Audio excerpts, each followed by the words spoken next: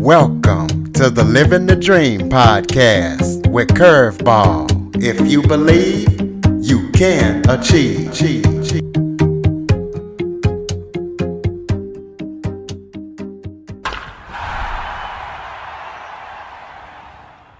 Hello and welcome to another episode of Living the Dream with Curveball. I am your host, Curveball, and today I am joined by Donna Wayles. She is a domestic violence subject expert, an author, a technology teacher, and a speaker. And I used to teach technology as well. I love technology. So Donna, thank you so much for joining me today. Thanks for having me. My book is called "I'll Pray for You," and it comes out of my own personal experience with domestic violence, and just I can't believe that someone actually wanted to publish my story, because as a domestic violence victim, um, we tend to believe what our abusers tell us about no one will ever listen to you, or you're not important, no one cares.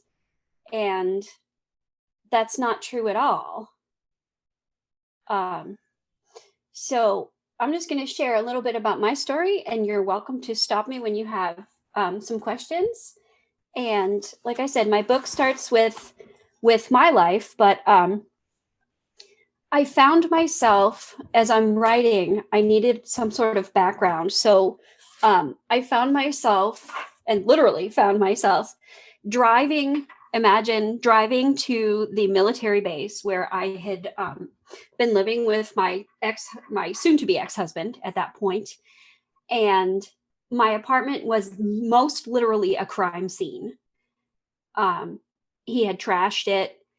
And I remember thinking on that drive, how did my life get to be like this? I grew up Christian and Baptist, and I had followed all the do's and didn't do all the don'ts. And this wasn't supposed to happen to, those stereotypes of domestic violence victims. This was not supposed to happen to me. I did all the right things. I followed my church. And yet here I was with bruises, and I had to call the military policeman before I could even go on the base. They wanted to know my whereabouts at all times. I was only allowed 15 minutes in my apartment to feed my cats and get whatever clothes that I needed for myself and my daughter, who was not even 2 at that point. She was about 1.5. And when I got to the house, the MPs, the military police, would meet me there. And they took my keys, they opened the door, and they patted down every cushion. They opened every door, every drawer, every closet. They looked through everything, because they believed my soon-to-be ex-husband at that point, when he told them that if he found me, he would finish the job that he started. He was out to kill me. And it was just what in the world did I do to get my life this far? Well, let me ask, when you were going into your apartment to get things and feed your cat, your husband wasn't restrained after making those kind of threats, or what did they do to him to keep him away Um, from you? the Navy told him, stay away from me, but his commanding officer believed him when he said I was just, one of those crazy wives, and I was just, blowing things way out of proportion. But the detectives assured me that I would not. And in fact, I was having to stay in hiding at the home of a friend. She actually hid my car in her barn with a tarp over it, because he would come and stalk people that he thought that I and our daughter would be staying with. And he would drive slowly by the house repeatedly, time after time after time. And I was just so traumatized, and it was just so awful. And during this time, I received a letter from the Navy and the Navy Family Services and their domestic violence advocate program. And It was like reading words that I couldn't even comprehend. I received a letter from the Navy saying that they found evidence that my husband had abused me physically, sexually, emotionally, and psychologically. How do you deal with getting a letter like that in the mail? Absolutely.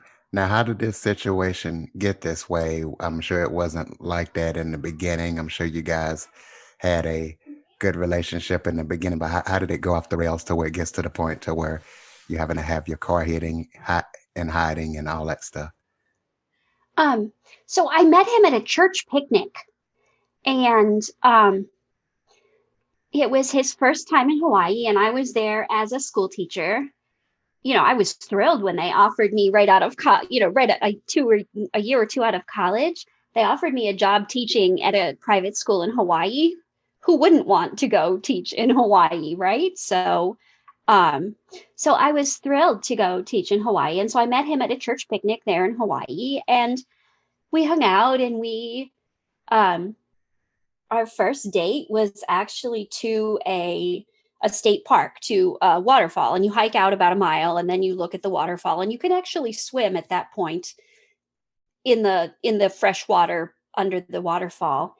And as we were walking, of course I was trying to make a good impression, and um the the the trail was dry, and I slipped and I fell and landed on my backside. And in true silly form, he was laughing at me. And so he helped me up, and I brushed myself off. And a little while later, we were talking, and he turned around to say something to me. And when he turned to face forward again, a tree branch poked him right in the forehead. And so I got to laugh at him that time. And that was our first date. And it was really, we had a great time. And and dating was great. There were a couple of what I can see now as red flags where he was really jealous and kind of controlling, but you don't think about that kind of stuff when you're dating. It's just, oh, he really cares. Look at how much he cares about me, because he's wants to know where I am and make sure I'm safe. So we don't give people, we give people the benefit of the doubt, because we want to, we want to believe that people have good intentions most of the time. And so we dated, and then he was headed out to sea for 6 months. And I understood the military system, and I realized that if we didn't get married, that I wouldn't get any information or anything about him for at least 6 months, if not more than that. And so we had a New Year's Eve wedding, and things went pretty well for a while. He was in and out of sea, and then there was one time, though, that he came back from being out at sea, that he was just a different person, and he had lost about 20 or 30 pounds, and he had been in the hospital, in one of the military hospitals, and they couldn't figure out what was wrong with him. But he came back, and he was just paranoid and sullen, and started to be more controlling and more possessive. And then towards the end, it got so bad that he would not even allow me to answer the door or answer my cell phone without his permission. And if I was leaving the house, he would have to know how long and where I was going and with whom, and he would give his permission. So, what So, do you think made the situation turn like that? And also, what was the last straw for you? What was the situation, or what happened, if you don't mind me asking, that made you say, "Okay, I need to get out of here"? Because I know a lot of people that are in these situations, they have issues with, "Oh, he said he's not going to do it again," or "It's my fault." So, what was the last straw that made you decide you needed to get out? so the last straw was just we went through all of the military would put him on a cooling off period and assign him to the barracks. And my counselor, my friend, said that the counseling center, the family service center, had really helped her. And maybe it would help me too, because I was convinced it was all my fault. I could talk as a school teacher to rooms full of children, and I was a like state level conference speaker at education conferences and technology conferences. But why couldn't I talk to my husband without making him angry at me? What was the problem with that? So the final straw for me was the Navy put him on leave because of his increasing paranoia. And I had gone to see my counselor, and she said, "Do you mean to tell me that you think he's going to harm himself or others?" And I said, "Yes." And she said, "You know the outcomes of that, right?" And I said, "I do. I understand what I'm saying because as a teacher, I'm a mandatory reporter. If somebody says suicide or child abuse or something, those are those are very serious, and we always take them seriously." And because of that, she had to, pull the trigger on all the different services. And I understood, and he had weapons in our home, and that was a problem. And I had come home from mentoring as a Navy wife mentor, and I had just received a commendation from a vice admiral, funny enough, about this program because my friends and I had started this program to help some of the junior Navy wives, the women who had just married sailors. And at this point, there were no women on Navy submarines. So it was a number of years ago. But we had started this program to help families who weren't familiar with the Navy culture to take these classes and become more familiar. And the vice admiral was really thrilled. And so we all got our letters of commendation. And I got home, and my husband at that point, and I call him Dirk in the book, but Dirk had separated all my belongings into stacks of what I could keep, what he was allowing me to keep, and what I could take with me. It was just awful to, like, he kept my underwear and my bras and my favorite gifts from students who had graduated and given me gifts as they, were leaving high school and that kind of thing.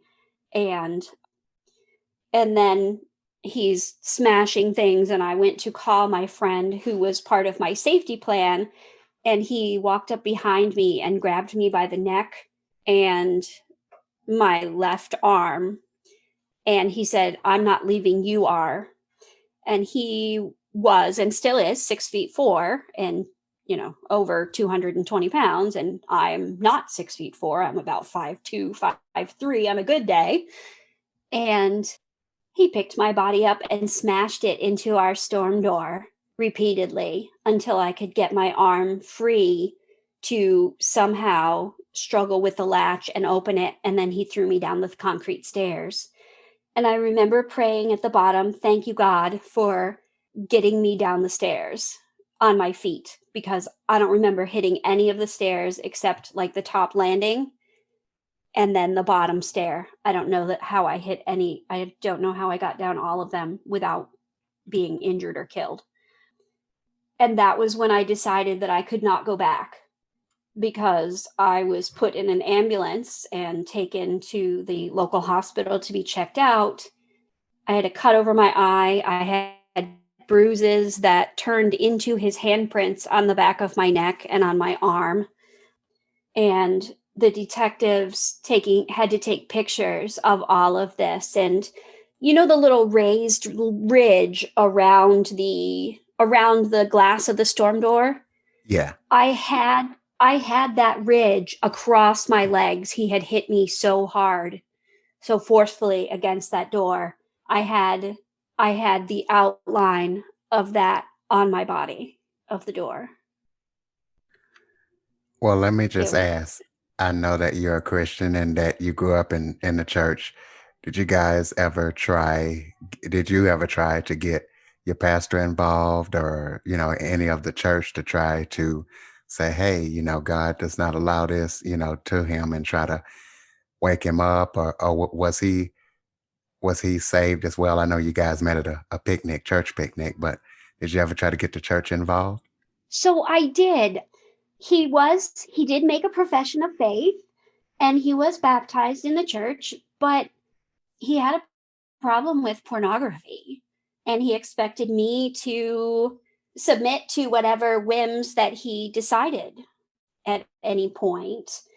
And I was feeling guilty, right? That God was talking to me and saying, "Look, this isn't right. You shouldn't, this isn't something that you should be doing. This is degrading."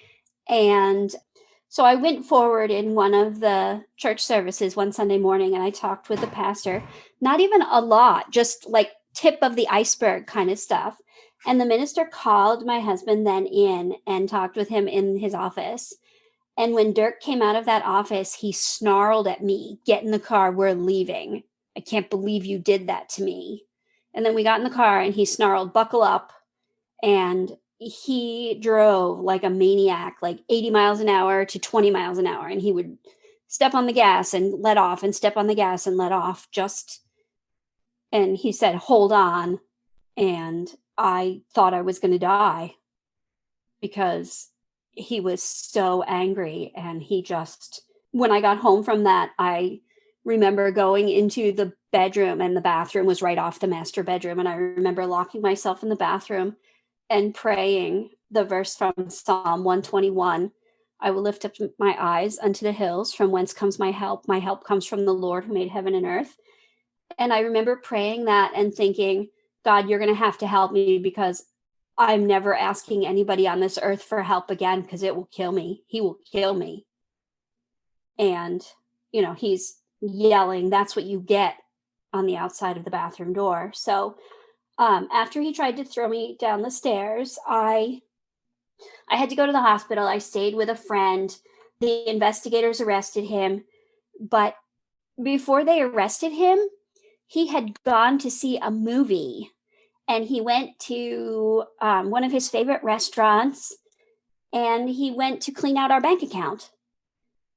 And I couldn't believe that I was in the emergency room. They're looking at the cut above my eye and all the bruises and, cataloging all the injuries. And he went out to eat. It was just surreal. And so I decided at that point that I could not go back to him because I was convinced that the abuse always gets worse. And working with my counselor, the abuse never gets better. It never gets, "Oh, I'm so sorry." He was sorry for a day or two, but it never lasted. And I decided that my daughter needed one sane and safe parent, and I was going to have to be it. And I left. I couldn't stay. It wasn't safe. But you asked about the pastor and the we couldn't go back to that church because I had embarrassed him. So we started attending a different church. And the pastor called me as I was staying in hiding at my friend's house. And he called my cell and he said, "This is wrong. You really need to take him back and come to counseling with me." And I said, "I can't do that, Pastor. I just can't." And he said, "Well, you're living in sin. You're leaving him." And I started to cry and I said, "You're making me choose between my abuser and my faith. That's not right." And I started to cry and he said, "You have to take him back. You need to go for counseling." And I said, "Look, the detectives and the Navy people are telling me that if I take this man back, he will kill me. And I don't want to die." And he left it with they were going to discipline me or excommunicate me, remove my name from the membership of the church. And I was feeling frustrated and I said, "You're going to have to do what you're going to do because I cannot take him back. It's not safe." And so you asked about the effects of domestic violence and we have lifelong effects from this abuse that we endured. We don't do surprises at our house. No jumping out and haha, I made you jump. We don't do that. That sends us into panic. We don't do jump scares. We don't do surprises. We have plans. We have calendars. We have lists. We live with fear of him finding us because he has told our lawyer that if he finds her, that he will kidnap her and take her to a Caribbean island where there is no jurisdiction for the US and no extradition, and tell her what an evil person I am. And so we live with our security system and our phones with the locations on, and a lot of looking over our shoulder and nightmares and anxiety. God is working on us. And I will say that, people try to say, oh, time heals all wounds. No, it really doesn't. It takes a lot of work to leave someone who's abusive. It's hard. It's awful. And you don't know what to do or who to believe when you go. Well, Um, I'm glad you brought that up. What advice would you give? Because there's a lot of people going through this right now. This is why I wanted to have you on. So hopefully you could possibly help save somebody's life. What advice would you give somebody that is going through, has went through what you went through, or even worse? Absolutely. The first thing that I needed to do was learn how to identify the abuse, right? I had to come to terms with the way that he's treating me is abusive. So the intimidation, the coercion and threats, if you don't do this, then I'm going to, whatever. And even the economic abuse, because I was staying home with our daughter, I didn't have a job. So I was depending on him for money. And so learning to squirrel away an extra $5 or $10 from my grocery budget so I had some money of my own. But the isolation too, telling all the friends that I thought I had that, I was having an affair and all this kind of stuff. So I had to face the fact that he was actually abusive. And that's kind of we talk about the 12-step programs, acknowledging you have a problem. And that's really valid here. You have to be able to say, I'm being abused and this isn't right.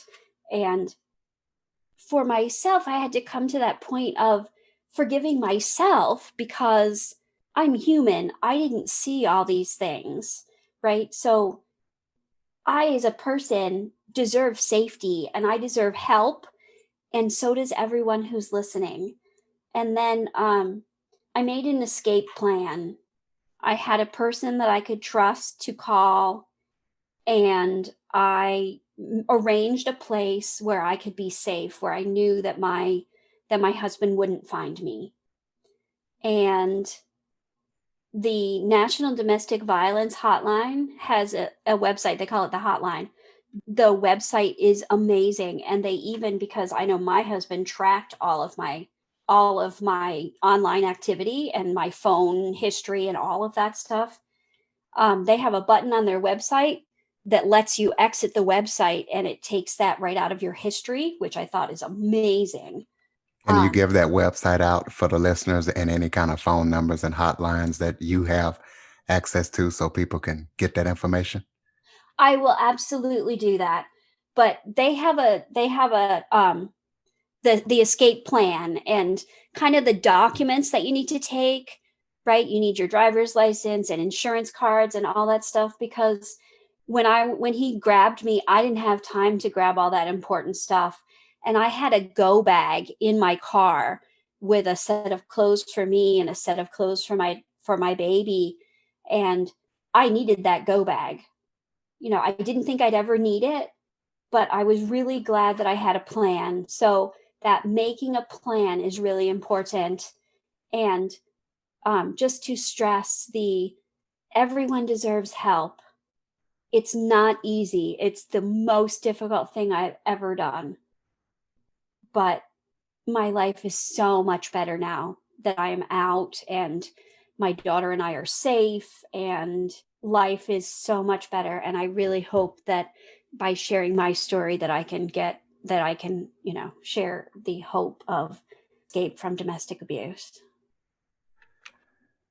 What projects are you working on right now? Are you working on any upcoming projects, any other books, podcasts, speaking, just anything that you're doing?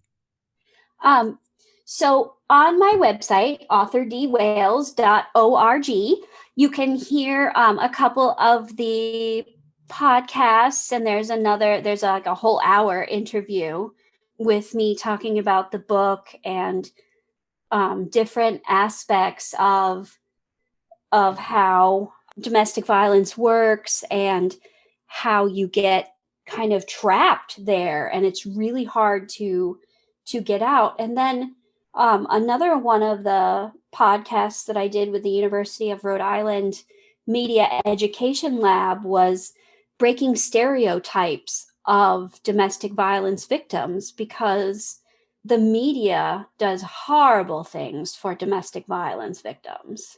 They everyone is, you're dumb, or you're uneducated, or you're a certain socioeconomic group or ethnic group, and none of those are true. And so that was a really interesting webinar, but the link to that is on my website too. But the learning to identify the abuse and making an escape plan, and then going and getting professional help, is really key to being out and staying out. And it's not easy. But my book, so the second book that I'm writing is actually a devotion or a meditation, like a daily meditation book on the cycle of abuse. And so, for instance, the first stage is the tension building stage, where it ramps up into the explosion. And that tension building stage is really tough, living like you're walking on eggshells, or trying to diffuse the situation. And the Bible talks about living at peace with all men, and the Bible talks about being kind. But what does that look like when you're being abused? And how do you try to live at peace with all men when your house is not peaceful at home? So that's what my next book is. And then so that will be more like a little pamphlet, probably. Yeah, I'm really excited about some of the possibilities that are coming up. I have another podcast, the Perseverance podcast, again, is one that is talking about overcoming adversity and conquering these kinds of issues. So it's good. Absolutely. Do you have any last words for the audience? I do. It took me 12 years of being married to my abuser to be able to gain the strength to get out, to make the escape plan, and to leave. And it was really, really difficult to leave. And I had people who were not really supportive when I left. What are you doing? You're ruining your entire life. But I can tell you, from this side, it's so much better on this side. My daughter and I are so much happier. In the book, she's less than 2. Now she's 16. She's looking forward to going to college. And my husband now is her stepdad. And the two of them are inseparable. And life is amazing. So it's a lot of work, but it's so worth it in the end. Absolutely. Go ahead and give out some contact information, social media, your website once again for the listeners. And I also would like you to give out that national domestic violence information. That way people will have it if they need it Okay. and can access it. Sure. So my website is authordwayles, WAYLES.org. And there's a whole bunch of links to different podcasts and some resources there. And the National Domestic Violence Hotline is just thehotline.org. And they not only have the 1-800 number, but they also have the different resources about how to identify the abuse and how to make an escape plan. And so those are just invaluable. But I'm also on Facebook at Donna Wayles, Instagram, Twitter, LinkedIn. If you look up Donna Wayles, you will find me, and it's WAYLES, because I don't know, my husband decided that was a good way to spell it, I guess, or his family did. So, but it's been great. Thanks for letting me share with you and your audience. Oh, I appreciate your time, Donna. Thank you so much for joining me today. Thanks. And listeners, please make sure to subscribe, rate, and review after listening. For more information on the Living the Dream podcast, visit www.djcurveball.com. Until next time, stay focused on living the dream.